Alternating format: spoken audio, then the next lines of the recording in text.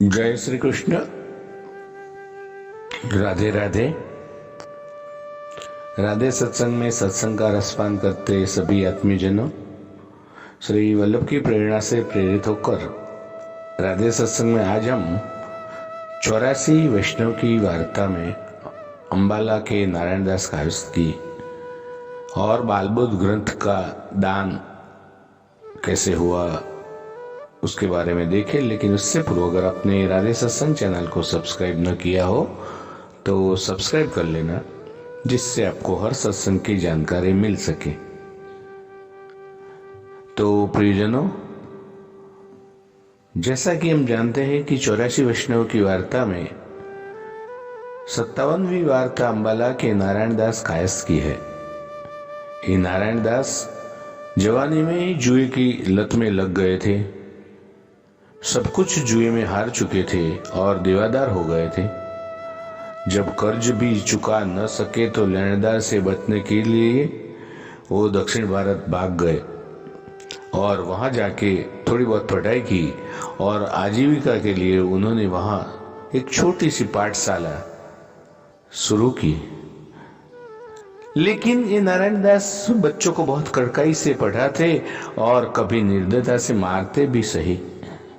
एक बार हुआ यूं कि श्री महाप्रभु जी वो गांव पधारे, तब उनके सेवक कृष्णदास मृगन कुछ सामान खरीदने बाजार गए। जब वो नारायण दास की पाठशाला के पास से गुजर रहे थे तब उन्होंने देखा कि नारायण दास 7-8 साल के एक बच्चे को मार रहे थे। कृष्णदास जी ने उन्हें दया भाव से रोकने की कोशिश की, उन्होंने न माना और मारते गए तो बच्चा बेहोश हो गया।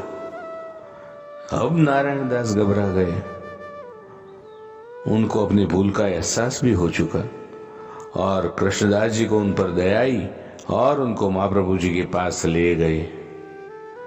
नारायण दास ने कभी भी ऐसा निर्दय कृत्य न करने का वचन दिया और श्री महाप्रभु जी की कृपा से वो बालक जीवित हो गया, जी गया।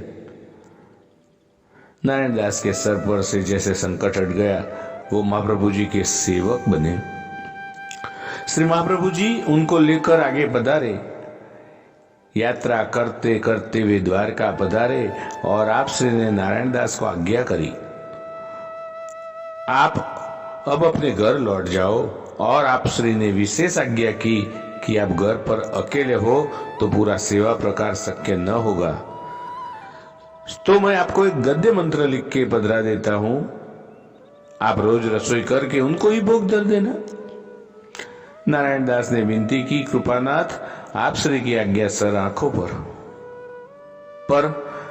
मेरा मन तो अभी भी भटक रहा है और मुझे डर है कि आपसे अगर मैं जुदा हुआ तो वापस मैं भटक जाऊंगा। मेरा मन अभी स्थिर नहीं है। तब आप श्री ने स्वरचित बाल बोध ग्रंथ सिखाया और बाद में नारायण दास को ये पाठ का नित्य पाठ करने की और मनन करने की आज्ञा दी और कहा कि ये ग्रंथ का पाठ करने से तुम्हारा मन कहीं नहीं भटकेगा और पुष्टि मार्ग में आपका मन स्थिर होगा, आप निर्भय होकर अपने गांव जाओ। तो प्रियजनों, हम भी बाल बोध ग्रंथ का नित्य पाठ करें और निर्भय होकर हम भी प्रभु की सेवा करें, तो क्या हमारा मन नहीं भटकेगा और प्रभु में स्थिर होगा। प्रियजनों, इसके साथ ही आज के सत्संग को श्री वल्लभ के चरणों में समर्पित करके अत्र विराम ले। फिर मिलेंगे राधे सत्संग में नए सत्संग के साथ। श्री वल्लभाधीश की जय। जय श्री कृष्ण। राधे राधे।